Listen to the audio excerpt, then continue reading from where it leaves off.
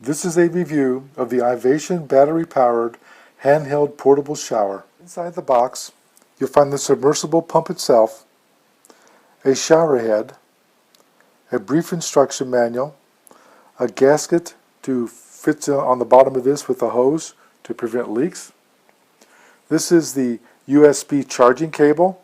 One end is a USB port and the other is a pin plug that plugs into the pump to charge it. The pump itself has a battery built into it, and the battery is quite powerful.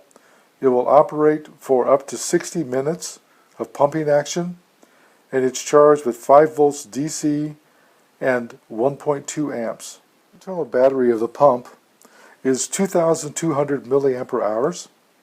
It's recommended that you not charge it with a source that's really stronger than 1 amp, even though it does say 1.2 amps.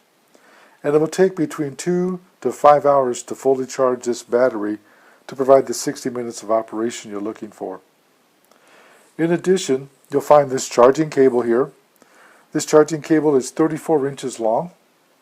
You'll find this water hose that conveys the water from the pump up to the shower head. Here you can see the hose. Like I mentioned, it's 71 inches long.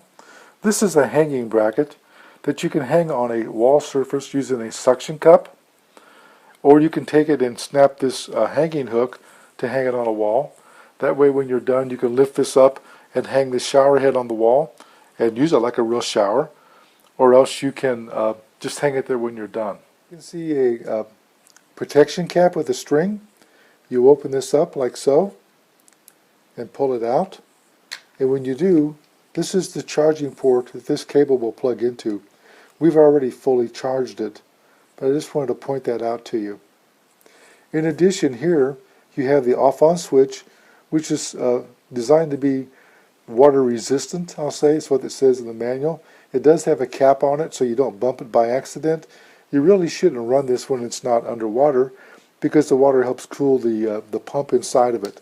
That's what the cap's for. It keeps you from pressing the button and turning it off and on. On the top here, you'll see this cover, and you snap this off. This is where the water would go into the pump. And what you'll see here is actually a little filter.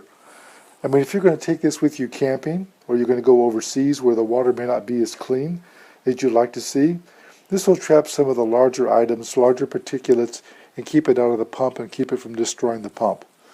This filter does need to be cleaned occasionally, and it's recommended that you clean it with clean water and some soap.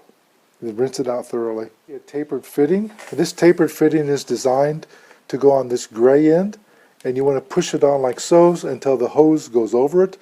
That little bump there helps create a very nice watertight seal. And then you want to move this up and screw it on there and tighten it into place. I want to point out that there is a rinse fitting on here you can use. Just remember that's plastic, don't tighten it too tight. And this little string holds this cap in place for the charging circuit. This is submersible. Don't lose this piece. You're going to need it to reseal it. And when you're done charging it, always put the lid back on. And when you get done, tighten it up so that it's waterproof and protects the electronics inside. I have it inserted, and I'm going to turn it like this. It locks into place.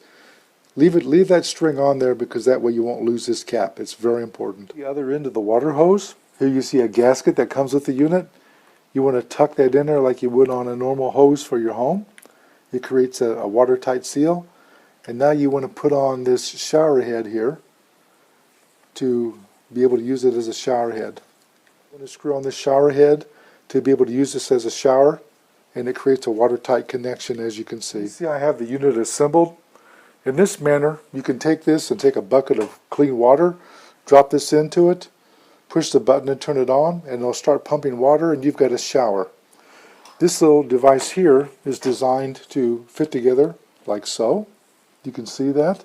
I can pull it up and it locks into place. I can stick that to a wall, and you'll see these little grooves here on this base. If you turn this shower head just right, you'll be able to get it to lock in there like so, and hanging that on a wall and use it as a shower and take your shower underneath of it. If the suction cup won't work and you have a short wall, you can always use the hook instead of this suction cup. See, I have a small sink full of water. I've got the cap off the button. I'm going to turn it on and stick it under water, and water will come out of the shower head. This device when operating properly, will pump 2.5 liters per minute, which is about 0.66 gallons per minute.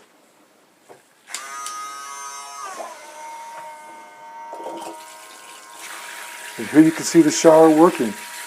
So now it doesn't make any difference whether you're out camping, in the wilderness, in the outback, or on missionary in some country, you now have a working shower. I just want to make a comment that when you turn this off, I just want you to remember that the hose, the shower head, and the pump are full of water.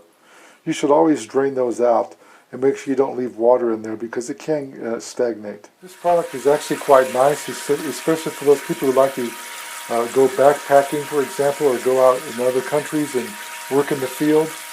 It's a great asset. You got a bucket, you find some fresh water, you got a shower. I'll rate this product at 5 stars. This review is done by JJ CEO. I'd like to tell you I received a sample for test and evaluation, and I promise to give a fair and honest review. I also like to remind you that it does require charging, but if you have a USB car charger in your vehicle, you can always charge this up.